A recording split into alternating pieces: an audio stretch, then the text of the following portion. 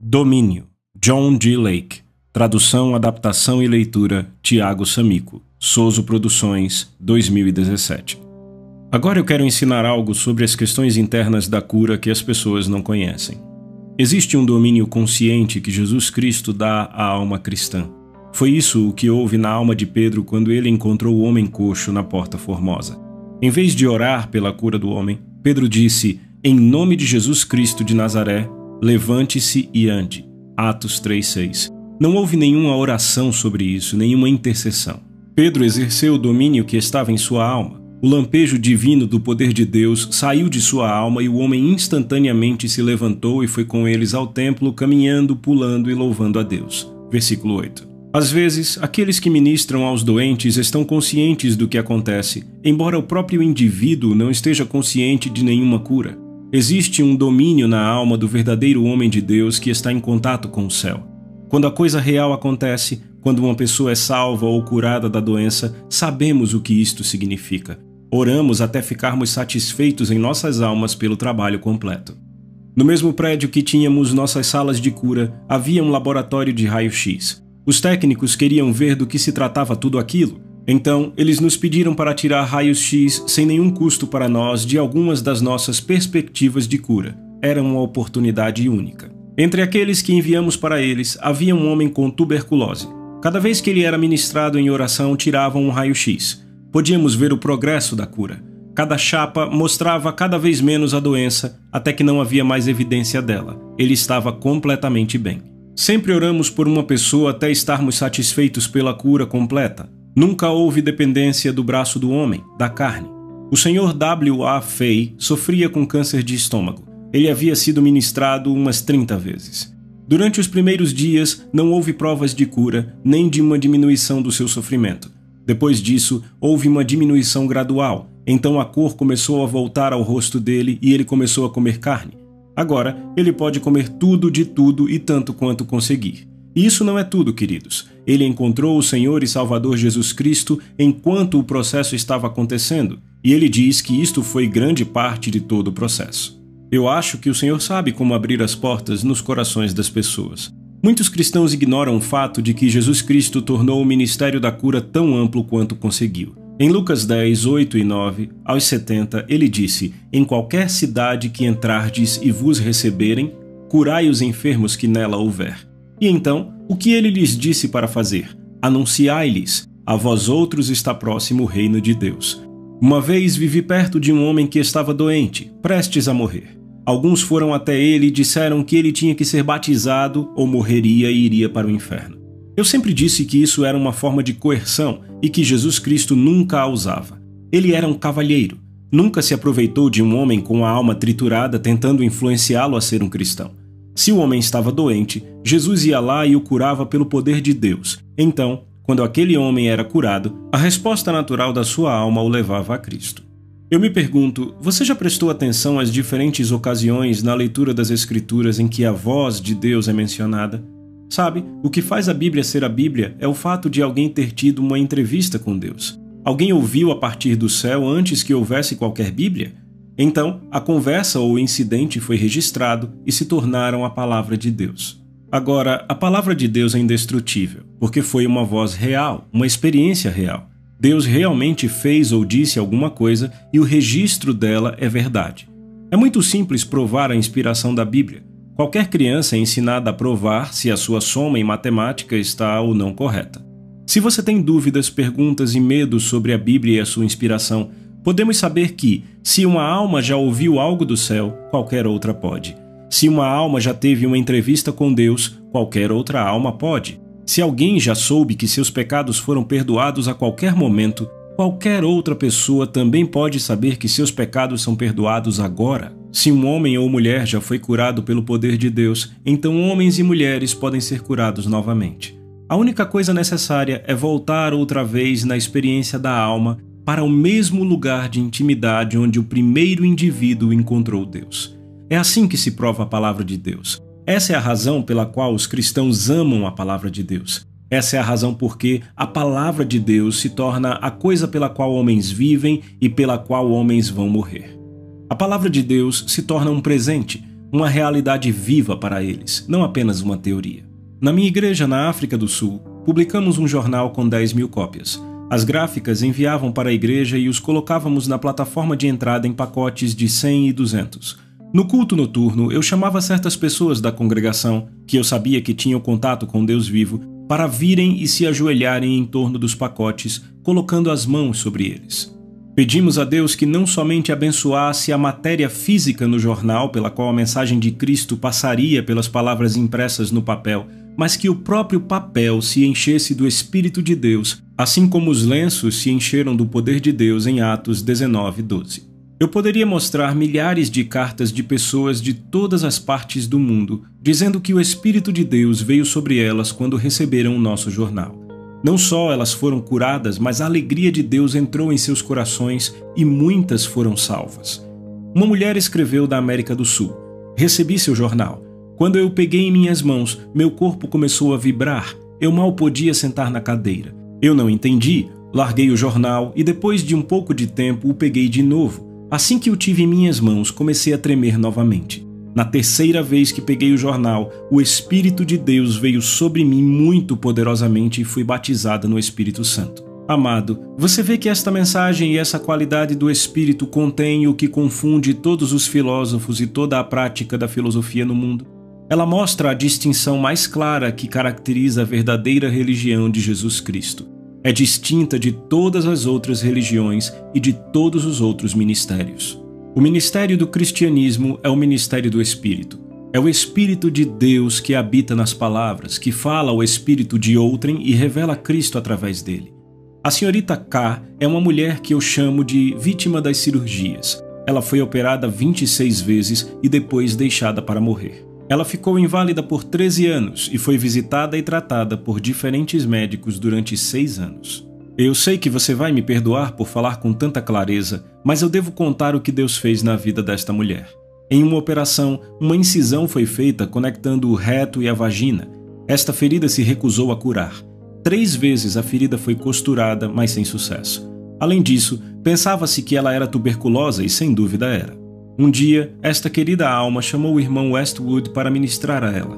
Começamos a orar a oração da fé em seu favor e logo as feridas em seu corpo começaram a curar até que todas as feridas externas fossem curadas. Se você ficasse perto o suficiente dela, conseguia ver as cicatrizes em sua garganta e pescoço onde alguma dessas 26 operações foram realizadas. Agora eu quero que você veja o poder de Deus. Quando ela descobriu que a incisão retal não se curou, isto se tornou uma questão especial de oração. Logo, seus intestinos pararam de funcionar e ela ficou sem atividade intestinal durante 28 dias. Pense nisso. Se tal coisa ocorrer em sua vida por 3 ou 4 dias, você acha que vai morrer. Observe o propósito de Deus. Durante esses 28 dias em que não houve atividade intestinal, a ferida se curou. A senhorita K foi ao lado sul da cidade para fazer alguns trabalhos, mas enquanto trabalhava, ela ficou inconsciente devido aos gases pressionando o coração e os pulmões. Um médico foi chamado.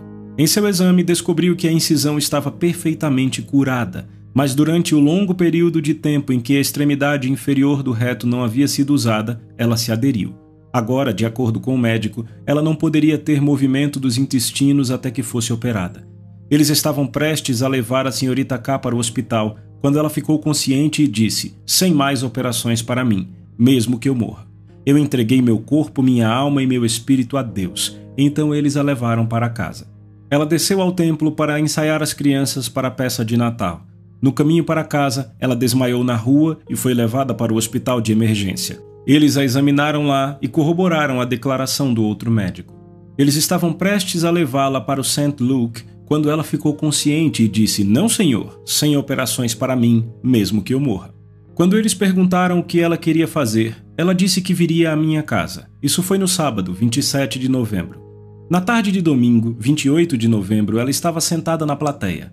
À medida que a oração estava sendo realizada, ela disse que parecia que uma mão era colocada em seu corpo, no abdômen, e outra mão em sua cabeça. Então uma voz disse: "Você está curada." Ela deixou o salão e ficou perfeitamente normal, e permanece uma mulher normal desde então. Amados, as pessoas que se opõem a este ministério e não entendem isso dirão: "Tudo bem, nós sabemos que Deus faz coisas como estas em ocasiões especiais, mas são casos especiais." Paulo teve um espinho na carne? Ele orou por 3 vezes para ser curado e o Senhor disse: Paulo, minha graça te basta. 2 Coríntios 12:9. E ele não foi curado. Quem disse isso? Quem lhe deu esta interpretação?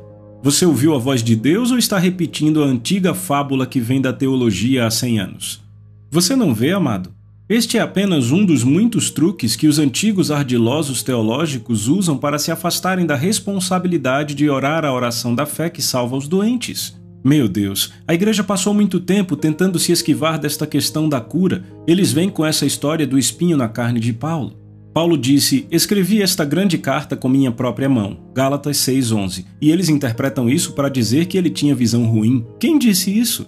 Em outra ocasião disseram que amavam tanto Paulo que arrancariam seus olhos por ele. Eu acredito que eles teriam cortado a perna ou o braço direito também, se isso trouxesse algum bem a ele. Mas nenhuma dessas coisas quer dizer por um momento que havia algo errado com a sua perna, seu braço ou seus olhos. Paulo orou 3 vezes. Nas 2 primeiras vezes, ele não estava consciente da resposta. Ele orou novamente, graças a Deus, e desta vez Deus encontrou a fé dele e lhe disse: Paulo, minha graça é suficiente para você. Aplique a Paulo, mergulhe Paulo, e tire tudo o que quiser da graça de Deus. Isto resolverá o seu espinho na carne e tudo mais que o está incomodando. Nós fomos a Lourdes, na França, em companhia de um grupo de pessoas da Igreja da Inglaterra que foram nomeadas como um comitê para visitar todas as instituições de renome das linhas de cura na Europa. Visitamos uma instituição católica onde a cura é obtida pelas águas de Lourdes. Eles mantêm um conselho de 200 médicos cujo negócio é examinar todos os candidatos e informar sobre eles. Nós também visitamos a maior instituição hipnótica para a cura no mundo enquanto estávamos em Lourdes. Esta instituição enviou seus representantes para demonstrar o seu método perante o Conselho Católico de 200 médicos. Ao ouvir a nossa comissão, eles nos convidaram para comparecer diante deste conselho e demonstrar a cura pelas nossas linhas. Concordei em participar se me dessem a demonstração final. O comitê selecionou 5 candidatos, pessoas que foram pronunciadas absolutamente incuráveis. Os hipnotizadores tentaram seus vários métodos sem sucesso. Eu então tinha os 5 candidatos colocados em cadeiras enfileiradas na plataforma, à vista desta grande audiência de médicos e cientistas. Então orei por cada um deles separadamente e, ao mesmo tempo, coloquei minhas mãos sobre eles. 3 foram curados instantaneamente, um quarto se recuperou em alguns dias e um morreu. Em 1901, entrei na Downing Institution e me mudei para a cidade de Zion, Illinois, com o objetivo de me tornar aluno e professor de cura divina. Fui gerente do departamento de construção da Dowie. Durante esse ano, administramos negócios no valor de 1,2 milhões de dólares ou 100 mil dólares por mês. Nós emitimos 1.200 contratos de construção. Este foi o ano em que John Alexander Dowie fez sua viagem de Zion para Nova York, levando 3.000 pessoas com ele em 10 trens. Tínhamos um coro com 1.200 vozes selecionadas e uma procissão de 100 oficiais da igreja. Dowie alugou o Madison Square Garden, que comporta 20.000 pessoas. A polícia da cidade de Nova York disse que algumas noites desviaram cerca de 100.000 pessoas. As ruas ficaram congestionadas por 4 quarteirões de distância. Em 1904, quando os assuntos financeiros de Dowie ficaram emaranhados, eu deixei a cidade de Zion praticamente quebrado. Minhas participações nas propriedades de Dowie ficaram depreciadas com a sua morte. Uma noite de sábado, já na África do Sul, a igreja estava lotada. Toda a sala de estar disponível estava ocupada enquanto homens estavam de pé ombro a ombro. A maioria deles eram homens do Tattersall Racing Club. A maioria era de judeus. Havia cavaleiros de todas as classes, corredores, jockeys, cuidadores, apostadores, etc. Eu estava pregando o poder de Deus e, com espírito ousado, estava tentando demonstrar que Jesus Cristo é o mesmo ontem, hoje e para sempre. Que seu poder é tão grande como sempre foi e que a única qualificação para tocar Deus para qualquer coisa é a fé nele. O público ficou muito animado. Neste ponto, observei um cavalheiro e 2 senhoras tentando se espremer entre as pessoas que estavam de pé nos corredores. Pedi à multidão para se separar, se possível, para permitir que as senhoras passassem e tentei achar espaço para elas nos degraus da plataforma. Quando se aproximaram, observei que uma das senhoras estava com seus braços perfeitamente rígidos. Ela não os movia. Por instinto, eu soube imediatamente que era um aleijamento reumático. Quando ela chegou à plataforma, eu perguntei: qual a razão pela qual você não move seus braços? Ela disse: meus ombros sofrem com reumatismo. Eu disse: há quanto tempo eles estão assim? Ela respondeu: 10 anos. Perguntei se ela havia sido tratada por médicos. Ela respondeu: eu fui dispensada de 3 hospitais como incurável. Que hospitais? Ela respondeu: Kimberley, Joanesburgo e Pretória. Então, dirigindo-se ao cavalheiro que a acompanhava, perguntei: você conhece essa senhora? Ele disse: sim, ela é minha cunhada. Eu disse: você confirma a história? Absolutamente, disse ele. Perguntei para que ela tinha vindo. Ela respondeu: com a esperança de que o Senhor me cure. Perguntei: você deseja que eu ore por você pela cura? Sim, disse ela. Dirigindo-se à multidão ruidosa nos corredores e ao redor das portas, eu disse: vocês nunca viram Jesus curar uma pessoa em suas vidas. Vocês não sabem nada sobre este assunto. Vocês nunca testemunharam uma exibição do poder de Deus e, portanto, deveriam considerar um momento suficiente para se manterem quietos, confessarem sua ignorância sobre tais assuntos e aprenderem. Eis o que eu quero. Escolham 2 homens do seu grupo e mandem virem e verem por si mesmos se os braços desta mulher estão rígidos como ela afirma. Aguardei que eles fizessem a sua seleção. Finalmente, apresentaram 2 homens. Um era um barbeiro, um cavalheiro muito inteligente. Descobri depois que era americano. Eles examinaram os braços da senhora de forma crítica e acharam que eram, como ela havia dito, bastante imóveis. Perguntei aos homens: terminaram seu exame? Estão satisfeitos com o fato de a condição dela ser como foi indicada? Eles disseram: estamos. Então afastem-se, pois vou orar para que o Senhor cure essa mulher. Colocando as mãos sobre os ombros dela, ordenei em nome de Jesus Cristo, Filho de Deus, que aquele demônio reumático que amarrava a mulher fosse expulso. Em nome de Cristo ordenei que saísse, repreendendo-o com toda a energia da minha alma. O poder de Deus passou por mim como um fogo ardente, ao ponto que a transpiração explodiu do rosto da mulher. Então, levando-a pelas mãos, eu disse: em nome de Jesus Cristo, levante os braços. O braço direito subiu. Então eu disse: em nome de Jesus Cristo, levante o outro braço também. Ela imediatamente obedeceu, seus braços se tornaram livres. Quando movi os braços, fazendo os ombros girarem, ouvi um som de moagem nas articulações. Eu disse aos 2 homens da audiência: vocês nunca ouviram uma articulação seca em suas vidas? Venham, coloquem suas orelhas nas costas da mulher enquanto eu movo seus braços. Enquanto faziam, movi os braços e as articulações do ombro rangiam, porque o óleo ainda não havia voltado para elas. Na alegria da mulher por ser curada, ela levantou as mãos, glorificou a Deus e partiu pela porta. A multidão se abriu para ela e ela desapareceu. Não a vi novamente. Bônus: o domínio de Cristo. Todo estudioso da igreja primitiva discerne imediatamente a diferença entre a alma do cristão primitivo e a alma do cristão moderno. Ela se encontra no espírito do domínio de Cristo. O Espírito Santo entrou na alma do cristão primitivo para elevar sua consciência em Cristo, para fazer dele um mestre. Ele feriu o pecado e o fez desaparecer. Ele expulsou demônios, um lampejo divino da sua natureza se sobressaiu e expulsou o demônio. Ele colocou as mãos sobre os doentes e o poderoso Espírito de Jesus Cristo inflamou-se dentro do corpo e a doença foi aniquilada. Foi ordenado a ele que repreendesse o diabo e o diabo dele fugiria. Ele foi um soberano reinante, não se encolhendo de medo, mas vencendo pela fé.